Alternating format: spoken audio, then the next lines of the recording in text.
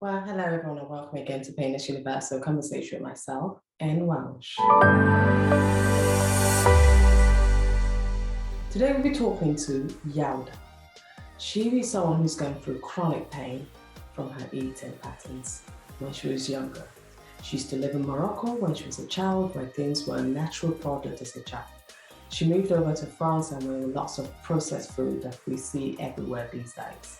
And that had a big impact on her health. And she's changed her lifestyle around and now helping others to achieve their dream. Before we get started, let me tell you a little bit about Yalda.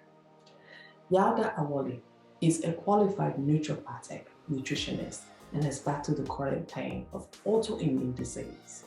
She's built a wonderful platform now called Eat, Burn, Sleep to help others to find their joy again. As the founder of a wellness platform, the Eat, Burn, Sleep, Yalda has spent over a decade performing groundbreaking research in the field of inflammation and gut health. She's on a mission to not just help herself, but others. She was diagnosed with the 2 autoimmune diseases, one in 2007 and the other in 2012. And although she has always been passionate about her health and wellness, it was these diagnoses that really kickstart her extensive research into nutrition and health. Today, Yalda is healthier than ever. And not only is she healthier than ever, she's on a mission to educate and inspire people across the world with the recipes, eating plans, medication, fitness routine that makes your anti-inflammatory lifestyle better. I'm super excited to meet Yalda to talk about her journey, what's triggered her own inflammatory, how she started into this research, and what lessons we all can learn to better improve our lives for the better. Meet my amazing guest, Yalda. She shares her story. Well, hello everyone, welcome again to Painless Universal Conversation with myself and Welsh. So today's conversation, as I said in my introduction, is really about your gut and your health. You know, there are other chronic illness out there. So many people are going through this chronic illness pain. But Yalda, my guest today, will be telling you about her own journey, what led her to build this platform called Eat, Burn, Sleep. I'm so excited. I want to know more about it. And I think this conversation will actually help you if you're struggling anyway to find your joy through what you eat, through your nutrition. Listen to this. Yalda, how are you? I'm really well, thank you. I'm really, I'm honestly absolutely delighted to speak to you because you've had your own pain, your own struggle. This didn't just come out of nowhere. And today you are a qualified naturopathic, I think is what it said. Naturopathic nutritionist, a nutritionist. Yeah, and who has battled your own chronic autoimmune disease. So you are today well known for what you do. Before we get started, Yalda, tell me a little bit, who are you? Well, I'm a mother of 2. I'm based in London. I have Persian and Moroccan parents. One is Persian, the other one's Moroccan. I grew up in Morocco until I was 12. Then I was educated in France. I came to London to do a master's, to do my postgraduate in accounting and finance. I worked in finance. And then I had some health issues, which, like all chronic conditions, cannot be fixed. You can take medication, and generally people on medication don't feel amazing, but they get by. I felt absolutely terrible, so I decided to fix it. It took me 10 years and I fixed it. And then the rest is history. That's what we're here to talk about. So when you look at your background when you were growing up as a child, did you have any symptoms, or what was it like growing up as a little girl? So this is very interesting because I grew up in Morocco until I was 12 and I had no stomach issues. But when I moved to France at the age of 12, I suddenly had a change in diet. So at that time in Morocco, there were no processed products at all. The first supermarket opened, I was 12. You know, even bread was homemade. Everything was homemade. My grandparents would make the butter at home. I mean, everything was homemade. Yes, you could buy butter in the shop, but like in my family, my grandfather had farms. We made a lot of things at home. Olive oil came from like my cousin's grandparents. It was very much like that. And suddenly, I moved to France. I started eating lunch at school, not at home. When in Morocco would come, it was all homemade. And I have exposure to delicious processed products. So as a child, it was heaven. All these biscuits and all these, in France, they have so much processed dairy. People don't really talk about this. They talk about the French cheese and the good bacteria. That's one thing. But you also have in supermarkets all these milk-based sugary desserts with different flavoring, coffee and chocolate. And so I think I went from having a very wholesome diet to more processed food. Not completely processed, because my mom made dinners and she cooked at the weekends, but during the week when I was at school, when with my brother after school, we ate a lot of those biscuits and stuff like that. And I started experiencing stomach pains. Wow. Back in the day, no one linked these things to diet. So we ended up actually in A&E a few times because my stomach pain was so bad, particularly on Sundays. But now I know why, because I had spent the whole Saturday watching TV with my brother, stuffing myself with with these things. And every time I was discharged because I didn't have appendicitis. That's what they were looking for. You come with extreme pain, they're afraid that you might have that, you don't have that, you go home.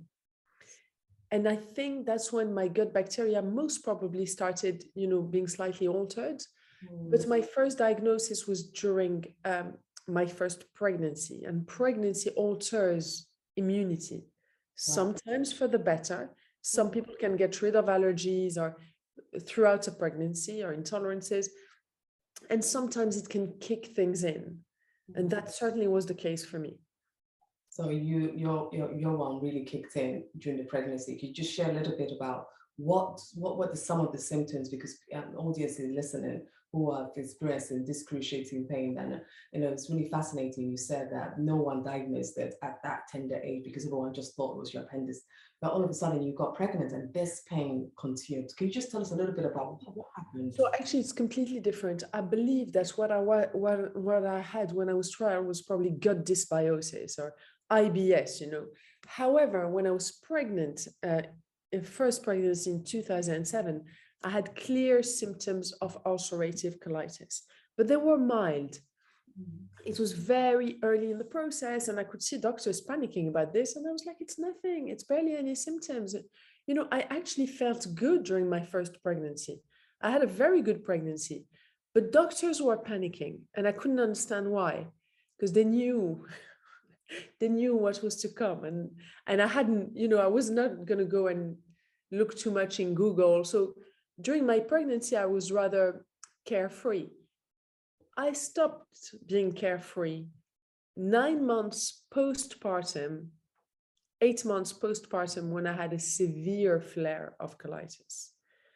And that means going to the bathroom 10 to 12 times a day, means weight loss, nutrients. I couldn't keep anything in. It's for normal people. I mean, what I mean by normal people, for people to try and understand how it feels. Imagine having a food poisoning. When you have food poisoning or gastroenteritis and you go to a bathroom nonstop, and you feel like throwing up and you're really weak and you're in bed and you're dizzy and even when you drink water, it might, make you want to throw up. That's how a flare of colitis is. Wow. That's how it feels. But the problem is it lasts much longer, not 3 days. Are you joking? So this is something that after the pregnancy that you realize that this is something you now have. So the doctor now officially diagnosed you with the symptoms. No, they diagnosed during the pregnancy, but it was mild symptoms. It was early. So a lot of diseases have a long process, It starts one way and then, so when they diagnosed me, the symptoms were still mild. it worsened after that. And then it went on for years of ups and downs, ups and downs, ups and downs, but never fully in remission, apart from my second pregnancy, which brings me back to the thing that pregnancy also is immunity. And during my second pregnancy, I went through a complete remission, which was amazing. But then I flared again. So it was up, down, up, down, up, down. And throughout those years, I was doing my research, trying to develop my method, which I have. Okay. So if I stop you there, so you were diagnosed with an autoimmune disease, and you were diagnosed with two kinds. Can you just tell the general public what is it, those autoimmune disease that you were diagnosed with, in one in 2017, and the other one, 2012, and the other one in 2017, and what are some of the symptoms?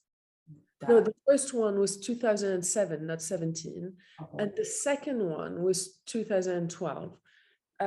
So the first one is colitis, which is an inflammatory bowel disease, as I've just described. The second one is a very rare condition, and luckily, not many people listening will know about it or will feel concerned about it, which is a good thing because it's a pretty nasty one. It's called Auto-Immune Haemolytic Anaemia, and it's when your body destroys your own red blood cells. So autoimmune processes are, to describe very simply, is when the body feels under attack, but it's not, and it attacks itself. Mm-hmm. So for ulcerative colitis, it's attacking the lining of the colon. Mm-hmm. For autoimmune hemolytic anemia, it's attacking your own red blood cells, or it was my own. Red blood cells carry oxygen, so you can't live without those. So that was pretty serious. It was almost fatal to me. No, that I understand. With sickle cell anemia myself, we understand sickle cell is all about the red blood cell being destroyed, and that carries oxygen, and that's such a fatal thing. So anyone who's going through it that might not know it, what are some of the symptoms they should look out for? I don't think it's relevant because we can discuss it, but the incidence of autoimmune hemolytic anemia is very low.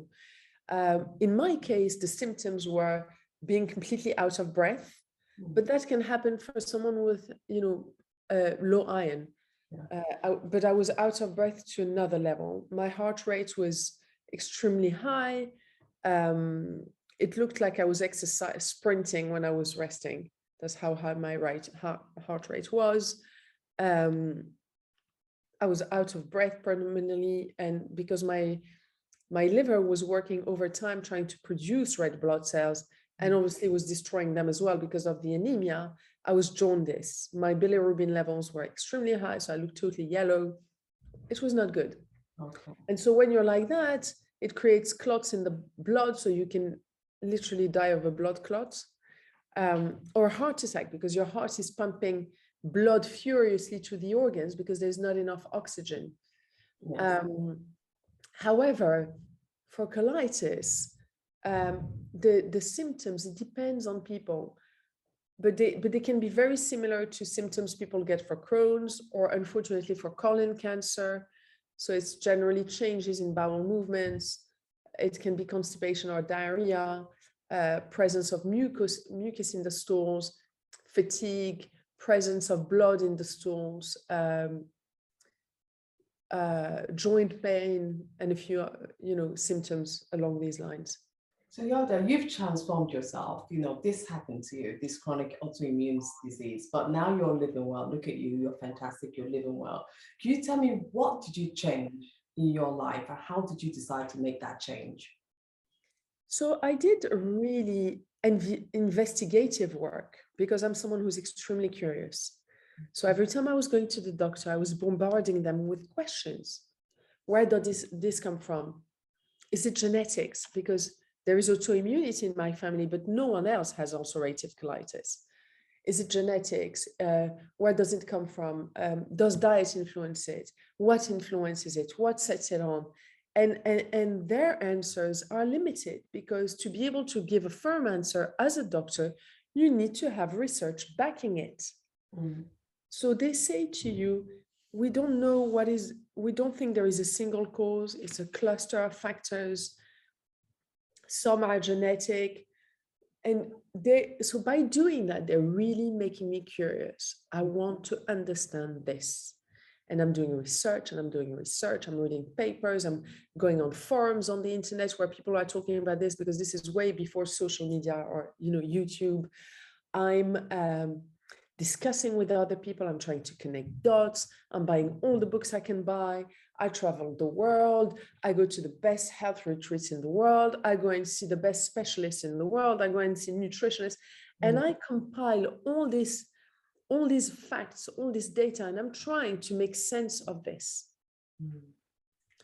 And that's something I was never at peace with not understanding. That's correct. Yes. I was not, that's where my lack of sense of peace was. I was not at peace with not understanding what was happening to me. I wanted to get to the bottom of it. And one day, there's a defining moment in my research. And we're talking hours of research. The 10,000 hours to become good at something. I think I've probably done 20,000. I've been in this for since 2007. I've been 15 years of thinking about this almost every day, and looking into it and autoimmunity and inflammation in general. So coming back to the defining moment in my research, I was at Hammersmith Hospital with Dr. Cooper, my hematologist.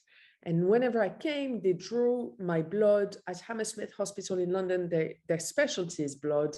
They have these machines that give a full blood count in 20 minutes, okay? Mm-hmm. I would come, they draw my blood, then they would tell me, okay, your turn, you go and see the doctor. And she's looking on her computer, but the test hadn't arrived. So she's like, okay, it'll arrive in a few minutes. How have you been over the past week? Because I would go there quite often. And then she said, oh, hold on. I think I've got your inflammation markers here from Dr. Hart, who was my gastroenterologist. I said to her, my inflammation markers? She said, yes. I said, is this the thing in common between my two diseases? She went, well, I guess you could say so. So this was autumn 2012. That was a defining moment. 10 years ago. I thought, this is what I'm fixing. High inflammation markers is the thing in common between my two diseases. This is what I'm fixing. I'm going to bring them down. So I'm going to reduce my inflammation. Let's look into this. Wow.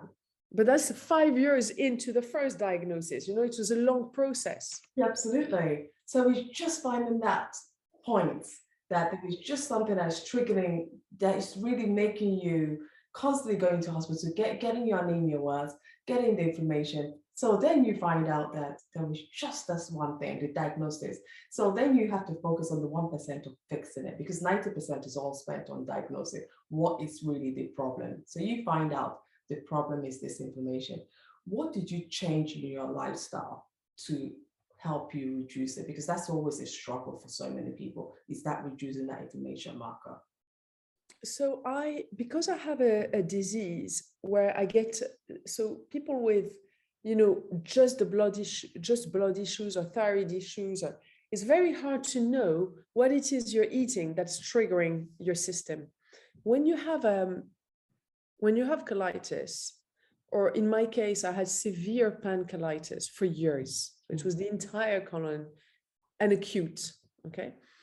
I had become so sensitive to everything and developed such intolerances to so many foods. From the moment I'd put it in my mouth, I knew if I could eat it or not. I could. I just knew. So I started doing my research. What causes intolerances? What causes inflammation? Now I realize I probably don't have food intolerances. I have leaky gut. Because if your gut is not sealed, food particles travel into the bloodstream your body sees that as a foreign pathogen. You start developing antibodies against those. And suddenly I understand why I've paid for all these blood intolerance tests. And every time I'm getting different results. Mm-hmm. And generally what comes up is what I've eaten last.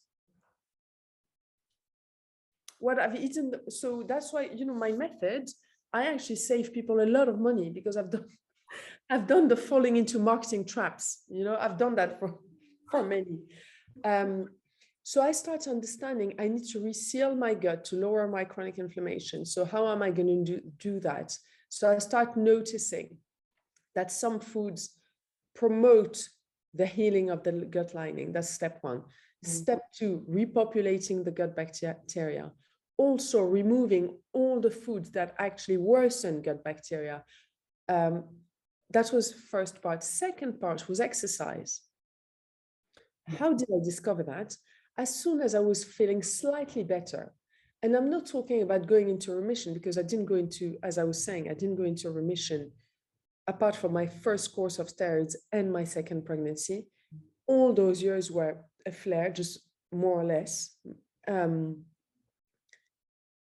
But when I was less flaring, and what's interesting is when you're sick, you lower your standard. Yes. Yeah. You lower your standard. So my standards were quite lower as to what I felt was feeling well. So whenever I felt well by my standards, I would book in a personal trainer because I love exercise. As soon as I would exercise, I would flare more. Okay. And I was thinking, hold on, how can something that's good for me make me sick? That's when I start doing research about the kind of exercise one should avoid, the kind of exercise that's inflammatory. So all the things are really fashionable right now, high intensity, all of that, extremely inflammatory. Any form of pain is seen by the body as an inflammatory trigger. Okay. So I started moving towards Pilates and yoga and then going to these classes, but then even a lot of Pilates and yoga teachers will make it inflammatory for many reasons. So then I started developing my own workouts, which now I share on the platform. I have over 100 videos. And last but not least, once I felt that I was on point with the diet, I could tell I was there. And the exercise, I had worked it out. I realized that the last and probably most important thing is the mental wellness.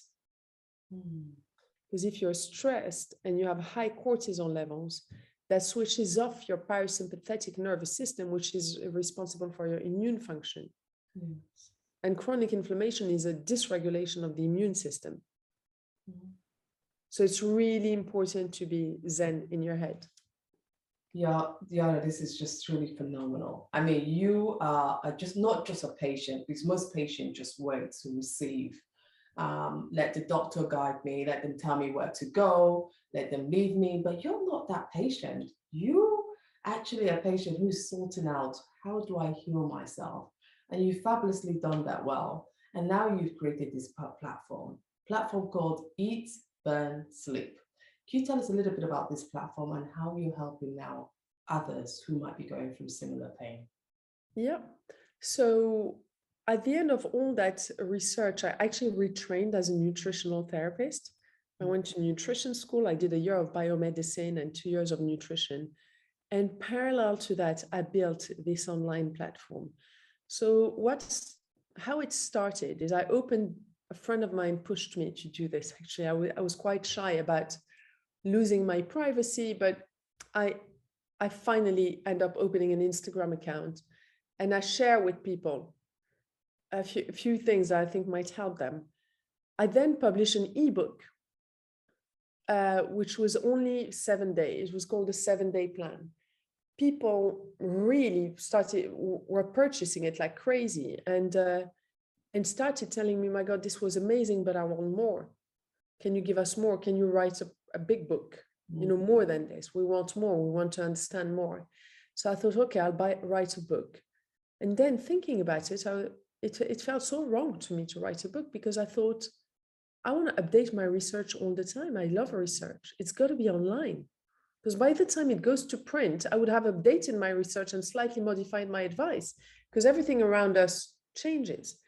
So the platform is basically a lifestyle platform in the sense that it's not a diet. It's about how to live a healthier life with a focus on reducing inflammation and improving gut health. It's not about perfection. It's about damage limitation. It's an 80-20 approach. It's all science-backed. And so what I've done is I've created a lot of flexibility with food lists and a traffic light system. So green lists, you can have 80% of the time. Then you have orange lists and red lists, and it tells you how much you can have per week. So if you go out and you're never home and you never cook, you can still do it. You just order following the food lists. But also I created, little week planning for people who want extra guidance. You have over 220 anti-inflammatory recipe created by myself, nobody else. You've got over 100 movement video. You've got a whole part on mental wellness, which is huge, with meditation routines, but also a lot of videos of how to cope in different situations. Yes. Big stress with a family, big stress at work, relationships, because all these things will affect our health. And very simple things, like I have a section which I've called specialized advice. So for example, there's advice for travel. When you travel, what to pack with you in the plane, how to eat when you're there, how to enjoy yourself, but still be 80% in the choices, what workout to do after a day of travel and sitting down and your back hurts. So I film the workout. I cover basically any situation that might arise in life, or things like water retention. When you can't remove your rings, some days you wake up, you can't remove your rings. That's a sign of inflammation, because when you have chronic inflammation, water leaks in the tissues and you start swelling. So I have a guide for that. And then I created sections for each goal or disease. For example, there's a section for IBS, for polycystic ovary syndrome, for fertility, for inflammatory bowel disease, for psoriasis, for skin issues, for hormonal issues, menopause, acne, endometriosis. Trying to remember, I've done so many, and I keep adding to it. Yes. And depression, for example, is the next one going live, because depression is actually an inflammatory disease. People don't realize. This is truly fantastic. I can't believe that this website, this platform, that's community. So do people have to log in to get into this community? How do they access it and become part of your community to gain your help? So it's on eatburnsleep.com, and there is a membership which is yearly. I've made it very affordable because I wanted it to be inclusive. It's like £4 a day, like a coffee a day, I wanted it to be inclusive because I want to help as many people as possible. Yeah. The healthier people are, the better society functions, the less burden on the healthcare systems, which we desperately need, especially post-pandemic. We realize how important it is to reduce chronic inflammation. Otherwise, even when you catch a virus, you have more chances of having complications. And in fact, I have a COVID and long COVID section on the platform as well. Well, that's wonderful. We'll definitely be checking them out and encouraging other people who might be going through that similar pain to get, to look into this. So how do you keep strong in a mental state when you're suffering chronic illness? What kind of advice do you give people who might be going through it? How to keep strong? So, today is actually, we're recording this on World IBD Day, and I shared a picture of me on Instagram in 2012 with hemolytic anemia and colitis, between life and death in Hammersmith Hospital. I just want to tell people, take charge of your own health. A doctor cannot sleep for you. A doctor cannot eat well for you, and sleeping is key to lower inflammation. A doctor cannot think positively for you. There's a huge part that rests on our shoulders in educating ourselves and making the right choices. So if you have a chronic illness, don't see that as a negative. What I did when I was sick, even when I was really unwell, I was always thinking, I'm going to end up healthier than I would have been otherwise. And I believe I do. I believe I am, because I actually, without this, I would probably be making very inflammatory choices right now and maybe get diagnosed with something worse later, because heart attacks, Alzheimer's, cancer, Parkinson's, all non-communicable diseases are linked to chronic inflammation. I just happen to have an early diagnosis. Just because of your awareness, you're keeping aware that this is something that can happen. You're aware of your physical health, so this also makes it a bit, makes a big difference. There's a lot of things your website, your platform does in terms of supporting people in difficult times, because this is a difficult time and challenging. How do you target people to make sure that they're supported during this difficult time in terms of your programs you offer? That's such a good question. We actually have a forum where we support people one-on-one. So the beauty of this is the platform is very much educational. There's a masterclass series, there's a lot of research.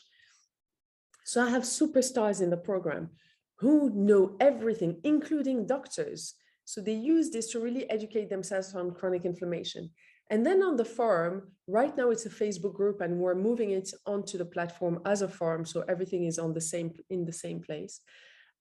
Whenever someone asks a question, myself and the team support them, but also so many others have the answers. It's an amazing community. Wow. When we look at our guts, one of the things we underappreciate how important it is. I think over time, we've always thought other parts of our body were more critical, but now it's becoming more evidently, especially with food we're eating, the atmosphere, the stress in the world. Why is gut health so important in our daily lives? That's another excellent question. Gut health has always been very important, but the problem is, I would say that before we didn't have a problem, so we didn't think about it. It was working. 100 years ago, it was working. Around 100 years ago, we introduced refrigeration. So that was amazing in the sense that less chances of catching salmonella, less chances of having meat go off, but also it's killed a lot of bacteria. We stopped keeping vegetables and fruit in preserves, which is packed with bacteria. So in our pantries and our kitchen, it's become much cleaner.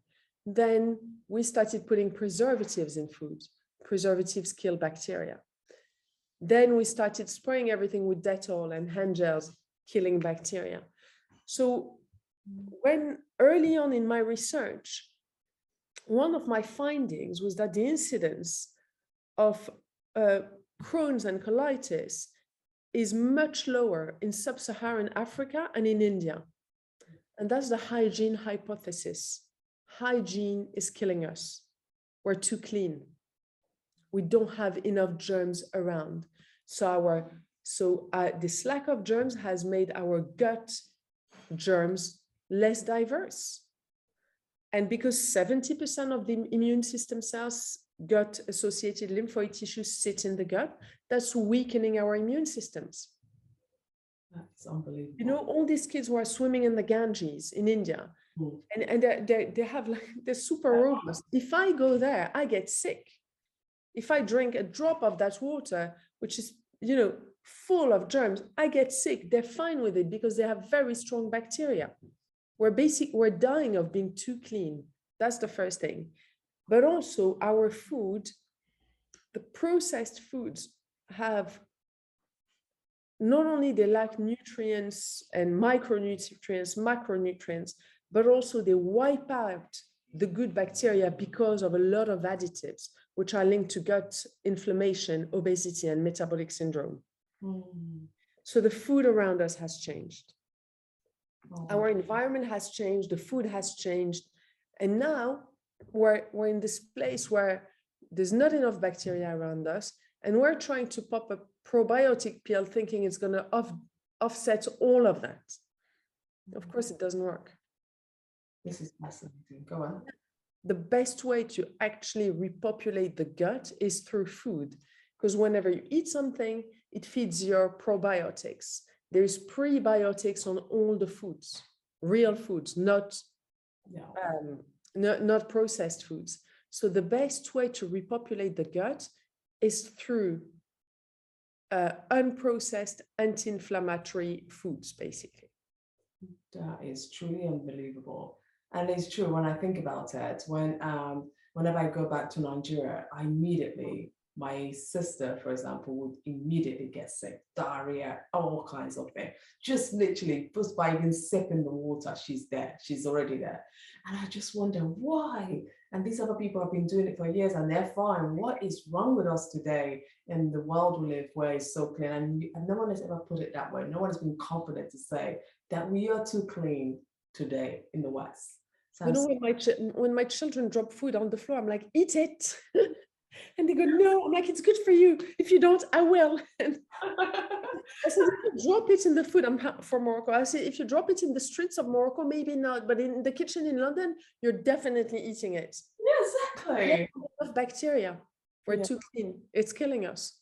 So Yalda, what's a typical day like for you in the morning? How do you have a very, very strict diet. You've learned to live with your chronic disease. So what would you have typically for breakfast, for lunch, or dinner? What would you do, or exercise? How do you live your life now? You know, it's so interesting you're saying this because everyone who sees me eating out says, "Oh, but you eat, you drink." I'm like, "Yes, that's why I created this thing, so I can have fun." So my lifestyle is 80-20. Okay. So if you see me out in London, I'll be eating delicious food. You might see me drinking champagne, having fun, letting my hair down. Okay. But in London, when I'm at home and there's nothing exciting anyway, I will keep to anti-inflammatory choices. So generally I wake up in the morning, I make tea and coffee because why choose? And then I do my workout first thing. I do my little anti-inflammation movement, which oftentimes I feel for the platform, literally out of bed look, I film it. I feed my dog, I take her out to the park quickly, come back, and I'll have breakfast, some kind of protein and vegetables, and sometimes leftovers. So this morning I had leftovers. Okay. I couldn't be, I was quite hungry. I didn't want eggs. And I had some leftover veal. That's what I had for breakfast with avocado and tomatoes. Wow. Very unusual. Okay. Breakfast should not be a different meal. Why should it be a different meal? People eat sweet food for breakfast, which is actually the worst thing you can do. After a long fast, you're hitting your system with high glycemic foods, spikes your blood sugar levels. Then for lunch, I would normally have like something I really like. For example, I have this quinoa poke bowl, which I share on eatburnsleep.com, the recipe. It's really nice. I put salmon, avocado, radishes, broccoli, quinoa, sesame seeds, and a little dressing, ginger dressing. In the afternoon, if I'm hungry, recently I've been snacking on, I have this salad seeds mix. So I just toast seeds in the oven and then I bring them out, sprinkle sea salt, put them in a jar, and I'll sprinkle that on salads or soups, or sometimes have it on its own with a cup of tea for snack or maybe an apple. And for dinner, last night I was out for dinner and I had some artichokes with a caponata salad, and there were some quail's eggs with a tomato sauce. So that's what I had for dinner. It's quite variable. I mean, with someone who has your chronic illness, you managed to work it out that you could still enjoy yourself while you deal with the pain. So I could, you know, when I was really unwell, I couldn't have such a varied diet, but as I rebuilt my gut, I did. But people on the lifestyle, when they join the platform, they can't believe how easy it is to follow. Yes. It's very easy.